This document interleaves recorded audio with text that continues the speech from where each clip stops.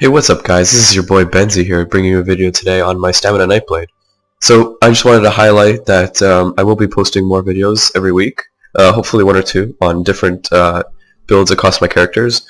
So I do have a Sorc, Templar, and Nightblade that I'm currently working and constantly playing on. So if you guys do want more insight on those builds, just, say something in the comments below and I'll post that video up next. So without further ado, let's get straight into the build.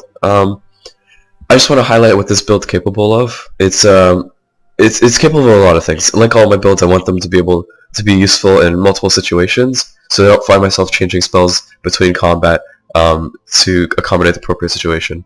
So what this build does for me is my bow bar allows me to kite and get away. It's not my primary DPS. My primary DPS will be melee with my two-hander. So my bow bar is for kiting and getting away and replenishing resources, of course. And what that means is I have 3 skills here dedicated to kiting, 1 skill dedicated to poking down HP, and another skill dedicated to replenishing resources. And of course, Clouding Swarm is always awesome for those invis reses, or also to get away as well. Break line of sight, you have a really good chance of getting away. So let's just get into the mechanics. The combination of Venom Arrow and Siphoning Attacks is pretty damn strong. What Siphoning Attacks does is basic attacks replenish 3% of your maximum magic and stamina. And since I am a stamina build, I'll have about 25k or higher stamina as of VR14. Right now I'm VR3, so I'm pretty far behind my end game stats. I am sorry, I am running a cold, so if I do sound a little bit nasally and stuff, you'll have to push through it. So yeah, Siphoning Attacks 3%, replenishing magicka and stamina per light attack. And since I will be weaving my Venom Arrows, light attack, Venom Arrow, light attack, Venom Arrow combo, I'll have about a 20% chance to proc the other passive in Siphoning Attacks, which does replenish 15% of my maximum magicka and stamina. See, these procs come more often than not. If you put yourself under a bunch of situations, if you are constantly weaving Venom Arrow and light attacks, the 3% will cover a great portion of the stamina cost on Venom Arrow, and the 15% will cover the cost of dodge rolls. So what I find myself doing is I put down Cripple on my target. This is if I'm trying to get away. I'll put down Cripple on my target to give myself 40% movement speed and to debuff them along with rooting them. So what that does for me is I have them rooted off in the distance. I have my speed buff going. I have my dodge roll speed buff going from my bow, my level 50 bow. And that's about a 70% movement speed for 2 to 8 seconds. 8 seconds of 40% movement speed, 2 seconds of 30%. So by the time I land my dodge roll and my cripple, I'm already created a fairly big gap. And from there, I can either poke them down with Venom Arrow or continue to escape. So Shadow Disguise works really well for that. I pick Shadow Disguise just because I'm working on insta-killing people from stealth. It's a crit automatically from stealth is just insane, so I really wanted to play around with this. The other morph is better for removing DOTs. Burning and entropy, stuff like that, will reveal you from stealth, as far as I know. I know entropy does for sure, it's a pain in the ass. Yeah, so to ensure a crit attack after cloaking is it might turn a fight around to have that insta crit on like a soul harvest or something. So back to the build. We will I'll demonstrate on a troll. So yeah, Venom Arrow and Siphoning Attacks does replenish more resources than it costs with the correct build. Now that includes stacking reduced stamina costs on your jewelry, having about 1,000 to 1,400 stamina recovery. And yeah, I mean, between high recovery and the cost return, it's insane. So as you can see in my combat box, I am returning 616 stamina per siphoning attack. Yeah, that's insane. Like, to be honest, that's quite a damn bit. As you can see, like, my stamina is barely going down. There I just procced a 3k stam tick, which is the 15% likelihood, or 50% replenish passive, and yeah, this is just to demonstrate how effective the kiting is on this. It keeps you at bay. I'm whittling their HP down slowly. and then when you feel comfortable, you switch over to your next bar, and just unleash your primary damage. Yeah, so I do have Shade, because if I find myself, I love kiting, so if I find myself on a rocky position, it'd be really nice to put down a Shade, jump down, have them follow me, and then teleport to my Shade, you know what I mean? So, yeah, this is how I replenish resources and kite at the same time. It's pretty damn effective. Siphoning Attacks is an amazing spell, and it has insane capabilities if you learn to master it. I won't get to that in this video because it's not my credit to take. So yeah, that's the essential reason for Venom Arrow and Siphoning Attacks. Crippling, like I said, is really good for kiting. It has decent DOT. Obviously you won't be spamming this because this is a stamina build, not Magicka. Shadow Image, I do replace for Magnum Shot just for that extra kiting. But if I am on a bridge or in rocky terrain, this will save you from a Zerg. Always, you can stick it behind a tree, run out in the open, and then teleport behind the tree, and Shadow Cloak right after. You know what I mean? So Shadow Image strongly recommended. It also reduces target's damage to make yourself more effective in a 1v1. Yep, Shadow Disguise is. I picked this morph just for the crit. I'm playing around with that still. Clouding Swarm. I recommend Clouding Swarm because your melee spells crit when you're in stealth. So we're talking concealed or surprise attack and ambush. So yeah, I do play around with Wrecking Blow and ambush as well. My buff right now, I think crit rush and surprise attack's a little bit better at combo. So yeah, to combine Clouding Swarm and your melee spells together makes you very effective in stealth. You can actually like put out some serious damage and take out a target quickly. The other recommendation would be Soul Harvest. The way ult gain changed, it's a lot harder to get ultimate now, so by getting kills, you will be rewarded ultimate from Combat Frenzy. Soul Harvest will credit you with more ultimate per person you kill, essentially. So what is it, like you get like 20-25 ultimate per kill at level 2 Combat Frenzy. Soul Harvest will increase that amount, and next thing you know, you'll probably get a Soul Harvest every time you get a kill, just from being in combat, light attacking, and Combat Frenzy. So to have a Soul Harvest up every time you're re-engaging a new enemy, that's insane. It's a really powerful ultimate. I do have Rally because I don't have Vigor currently. When I do get Vigor, I might play around with Dual Wield or something like that. But for now, I do have Rally. Rally's really damn OP. Increases all your damage by 20%.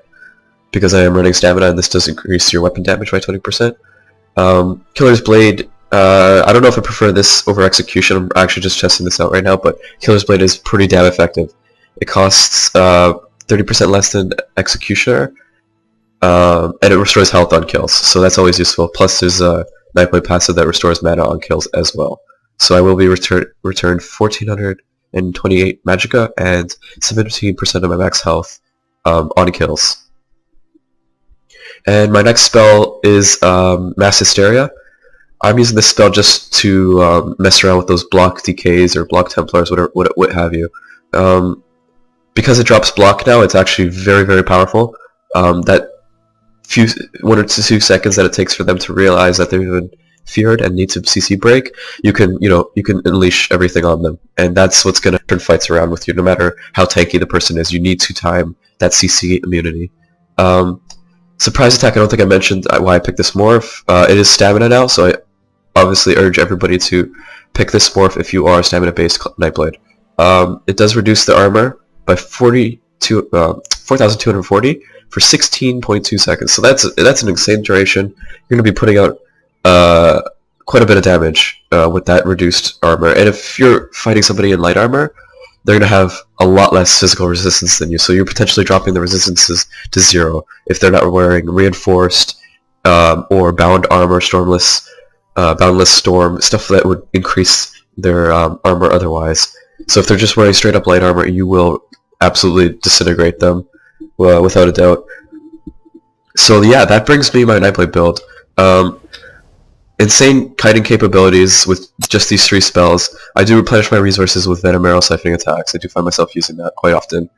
What's this guy up to?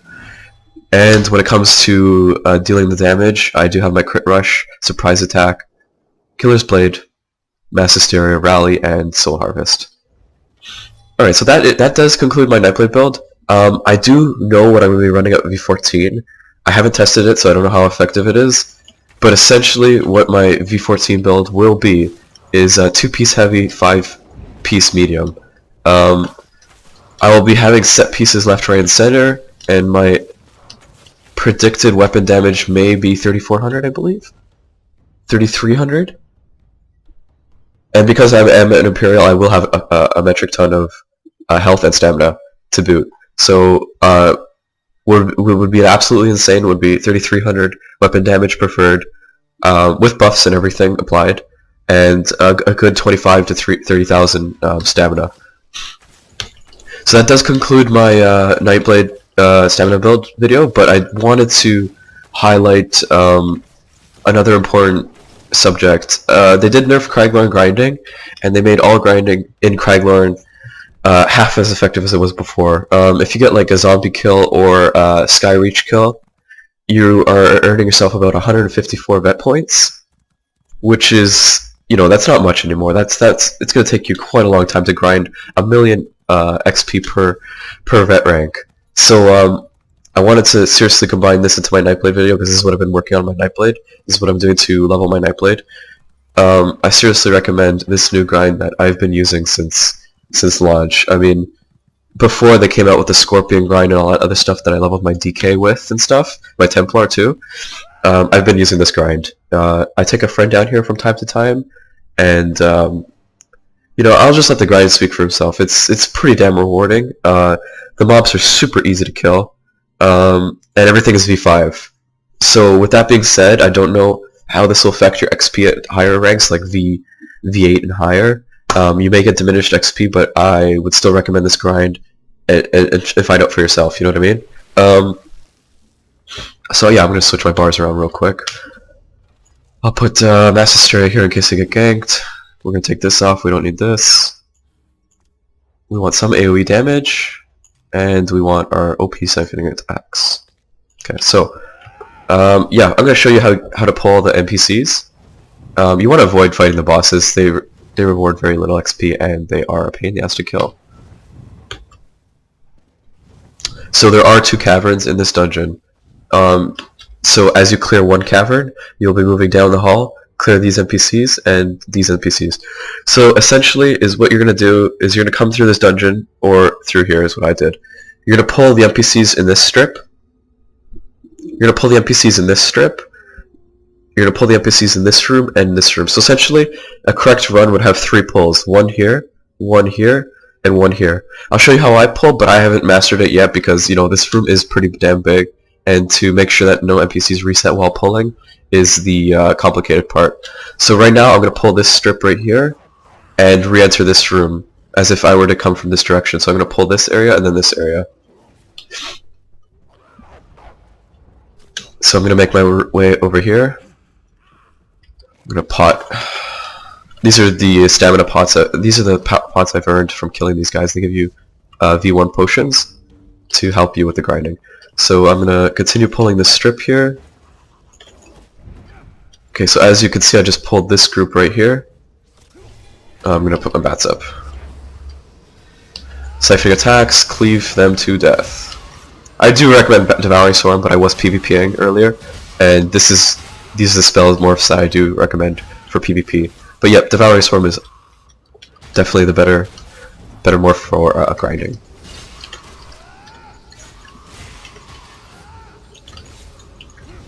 So yeah, I will tell you my armor setup as I hit V14, but currently I'm just running temporary gear. I'm running like Ravaging Heavy set right now, and Torx Pact, I think. I made the Torx Pact in 1.5, I don't think it's even effective anymore, to be honest. So yeah, just keep a close eye on how I pull the NPCs. You just want to pick them all up, to be honest. I am using this Crippling Grasp to increase my movement speed, so the Horde does not catch up with me, because they will slow debuff you if one of them hits you with a melee attack. I stick myself in this cubby, put my Siphoning attacks on, and just unleash. I am being healed with my Star of the West, which is my Imperial passive, so I guess I don't need Bat Swarm. The Devouring Bat Swarm, that is. So yeah, I guess I can make do with this spell setup. Siphoning attacks does proc more often if you're hitting multiple targets. It used to be a 10% chance on light attacks, or you could pick the Siphoning attacks morph. That was the standard morph. You can pick the Siphoning attacks morph, which is 10% on all attacks. So theoretically, if you did weave light attacks and Venom Arrow, it would give you a 20% chance overall to net you increased resources. It doesn't actually display what it returns anymore. It displays the base values it returns, like 30% of max magic and stamina, and a chance for 15%, but it doesn't tell you what that chance is anymore for the 15%. So 1.5 did. It was 20% if you weaved light attacks with a spell. So I keep that in mind, and imagine myself in a PvP situation that when my Siphoning attacks would proc, theoretically. So if I am in a 1vx situation, I kind of count in my head how many light attacks and Venom Arrows I've done, and when I can expect the next 3k stamina proc to save the day, get me out of a sticky situation. Now if you realize I did miss that little tiny group in the corner there, that group tends to reset more often than not, so yeah, you just gotta be careful with that. So yeah, why I recommend this grind over Spellscar or Skyreach is because you're earning 289 XP per kill. I just came back from Spellscar and I was getting about 143 per kill.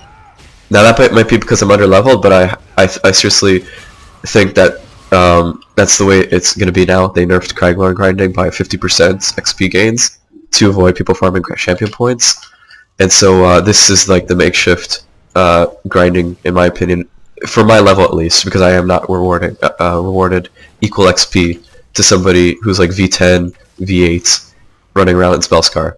So if you do earn more XP than 143 per kill at Spellscar, let me know in the video, and this is comments below, and I'll definitely change my video. But until then, if you're low level, this is where you want to be. It's easier to kill stuff here. I just pulled the boss. It's easier to kill stuff here, and you're rewarded more XP. So why not come here as a low level? You know what I mean? Even if you do have a group in Spellscar. Now I'll have you know, I mentioned you get 289 XP per kill here, but if you have a partner, you earn 317 XP per kill. Now I don't know why, because usually you're just supposed to earn equal XP if you have one guy in your group, and then obviously if you have more than 2, then you get diminished XP. So why you get more XP with 2, I don't understand, but I did have a friend in here for quite some time, and he increased my XP by like 10%, which is awesome. To have a 10% XP bonus is helpful. So yeah, that was the pull of that room. I'm gonna do both rooms again just to get everybody familiar with the trash pulls. Those guys didn't reset. Yeah, so I did let you know about my spell setup. I let you know about the grind. I guess I'll just let the video speak for itself.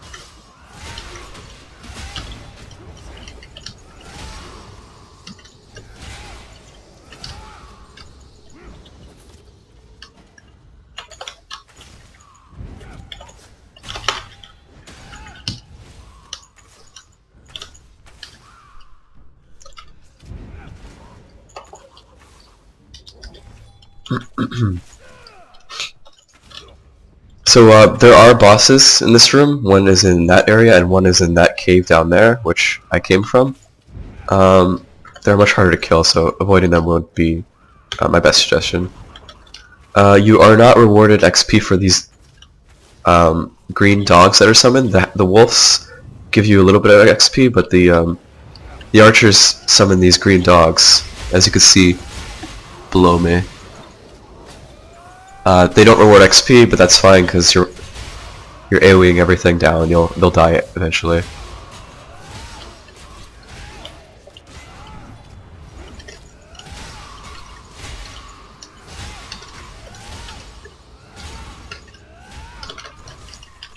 Now I'm not asking everybody to run Brawler, but because I am a two-hander Nightblade, I just picked up Brawler for the AoE damage. I was running Arrow Spray for a time, but as my bow was reaching level 50, I figured I might as well level up something else. Fortunately, I missed those guys again. These guys haven't spawned yet. So yeah, 289 XP per kill. I would recommend this for lower levels, as just like my Nightblade. And it's very easy to kill these things. The problem is with them is if there's too many stacked up at once, only one or two of them will actually attack you. The rest will just stand there because they're poorly programmed. So this doesn't require high sustain. So Devouring Swarm is recommended because you will need that heal from Devouring Swarm when your gear breaks, depending on how much time you spend down here. But you know, you can get away without using Devouring, so it's not highly recommended. It's helpful though. Oh, these guys just spawned. And these archers spawn the wolves, or the dogs here, the Durzogs. So yeah, they don't reward XP, but they're not very difficult to kill, so it's not a big deal. Alright, last pull, and that will conclude the Nightblade build and grind video. I hope everybody enjoyed. If you do like my channel, please give me a follow and like to help circulate this video. I do stream quite often. I much rather PvP if that's what you guys are into. Then I can show you some pretty cool PvP videos on my stream, and some maybe 1vx videos on my YouTube channel. But if you guys do want to see me do trials, I am joining a trial guild. It's not my most favorite thing to do, but I will be getting into it. And I do remember a time long ago when I absolutely enjoyed trials, but obviously things happened. I grew to hate PvE content, but you know, getting back into it might bring back good old memories. So yeah, if you liked the video, please give me a follow or a like, preferably both. And yeah, I hope everybody enjoyed the video and this was helpful. I will be coming back to you with a Sorcerer Magicka build, a Templar Magicka and Stamina build, and possibly some DK builds if you guys choose. So please give me a comment below and tell me what you want, and I'll let you know what's up. Thanks for watching, guys, and hope to see you soon.